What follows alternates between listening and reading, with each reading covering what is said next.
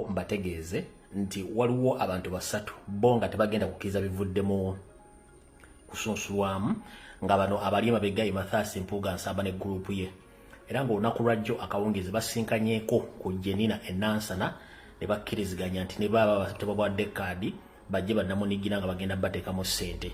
Abakulu bano kwe kuli mukulu Ruswa Aluwemba, kwe kuli Mulumba Matthew, kwe kuli Nekakika Frederick.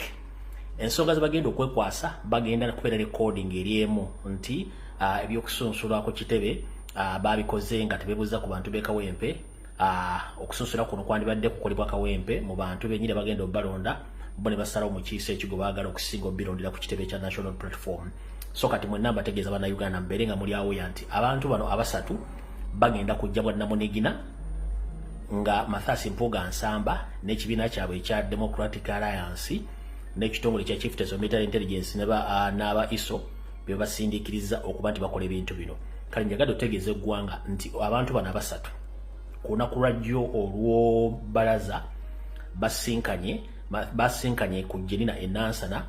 Mathias Mpuuga Nsamba mukama waabwe teyabaddewo, yakiikiriddwa mukulu Bega Mukaaku ku Jenina Enansana gye basinkanye akawungeezi. Kwabadde Luwemba Luswa, kwabadde Mulumba Mathias ne Kakika Frederick bano basinkanye Enansana ne bakkiriziganya nti bo bagenda ne batabawadde kaadi bagenda kujja bwannamunigina olw'ensonga tebagenda kukkirizigana bivudde mu kusunsula okwo. Kanjagadde ntegeeze public nti bano bebasiddamu okwesiriwaza nja kwogera n'information yonna esigadde. Sente bazijje luddawa ani azibawadde ne bagenda okukola. Naye njagadde mutegeere nti egenda kugiba independent basatu nga bo tebagenda kukkiriziganya bivudde mu kusunsula okwo nga Mathias Mpuuga Nsamba, DP Buloko, Democratic Alliance, ISO ne CMI bali mabega bana avubuka abagenda okujja bagenda beesimbye okubwa namunigina oluvannyuma lw'okuba nti bakama bwe babasinze okukola ekintu ekyo. So nga mulidde okusunsula ssaawa gye bujja katono nnyo saa yonna mutegeere kino njagadde nkibagambe amawulire gafume nga bukyali kubanga nze nfuna information esaagala esigale nga batabagitegedde. So yensonga lwaki nze mangu bategeeze ebintu ebyo mutegeeze n'abalala kyekigenda okuddako mu bbanga tono nnyo nga bamaze okusunsula.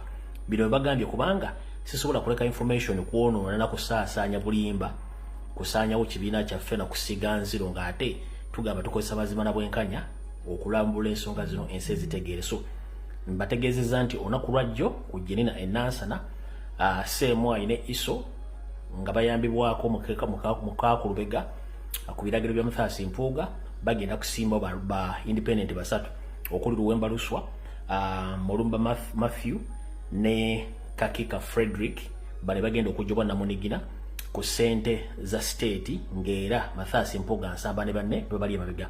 So njagadde mbategeeze ku nsonga mutegeere nti bano bagenda kujja ne koodi eriemu eri nti tebakkiriziganyizza na debate yali ku kitebe nti debate yalina kubeera Kawempe nti abantu b'Ekawempe beesalirewo muntu ki gwe baagala. Kati bo bakugamba nti debate yali ku kitebe ye koodi egenda okutambula nti debate yali ku kitebe tebakkiriziganye nayo. Debate balina giteeka ku bisaawe by'omu constituency y'Ekawempe.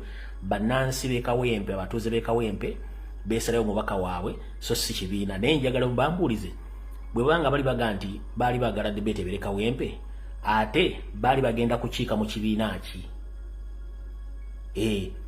Baali bagenda kukiika mu kibiina ki kubanga amateeka ekibiina kina constitution kina amateeka n'ebiragiro ekigoberera. Kati gwe baddamu babuuze nti mwali mugenda kwesimba mu kibiina ki kubanga ekibiina kigambye ku kitebe gye bagabira kaadi wagenda okubeera debate. Gwe lwaki insisting ogende Kawempe mu kisaawe ng'atama ekibiina kige kigenda enteekateekayo ku kitebe. So njagadde mbategeeze mutegeere ekigenda ogenda mu maaso nga nfundikiraawo. Njala okujjukiza Museveni, mukyala Janet Kembabazi, ba NRM bloggers, bannamawulire mwenna omuli ne bapasita nyongera okubajjukiza okalya ddakaddadda envunyu ogirira mu katiko n'ekulinda mu kofini. Twagala okumanya ssente z'omusolo ez'Abamerika ze mubadde musaasaanya okumala emyaka gye tutamanyi bungi nga mutambuza enkola y'okuvuga empanka mu Uganda ng'ate mugisiba ku bantu abatakozesa luguudo lwa Bbina Mutungo. Bannayuganda abasinga obungi bali ku luguudo lwa Nabunja Road olw'Erubaga. So kati mwabe Nakawa okuli Museveni, Janet, Muhoozi, mwenna famire yammwe abadde bakozesa oluguudo lw'Ebbina Mutungo ku kyalo Kataka zone twagala okutunnyonnyola ensaasanya ssente z'omuwoomusolo za Amerika mubadde muzikola muki era njala otwala mukisa guno otegeeza buli Munnayuganda yenna okulambula ensonga z'eggwanga n'okuyonja eggwanga lyaffe abantu abakoze kyamaanyi nnyo okusaasaanya empitambi mu Uganda ng'ate bagisiiga bannaabwe yessaawa buli muntu atandika okutegeera gavumenti gye tuliko terina kirungi kyeyagaliza Uganda. Abasajja ne bali bakozesa ssente ez'ebbiina mutungo eza USAID okusomesa abaana okuvuga empanka mu masomero okuva ku primary ku secondary ku university mu maofisi ga gavumenti n'ebitongole byonna.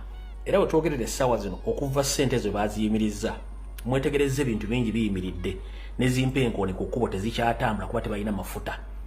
Kati mutegedde bulungi nnyo bulijjo batusibako ebintu bino naye okalyadda kaddadda yessaawa nabo kennyini batandika okulaga bannayuganda ssente z'omuwoomusolo ya gavumenti ya Amerika babadde bazikozesanga ki. Mwenna abadde benyigira mu kusiiga ettoomi ekibiina kya National Platform ne pulezidenti waffe twagala kumanya accountability ya ssente zino ku lw'Amerika batali mu Uganda batubulire ssente zino babadde bazikozesa ki. So Museveni ne banno twagala ensaasaanya ya ssente ezo mu budde bukyali.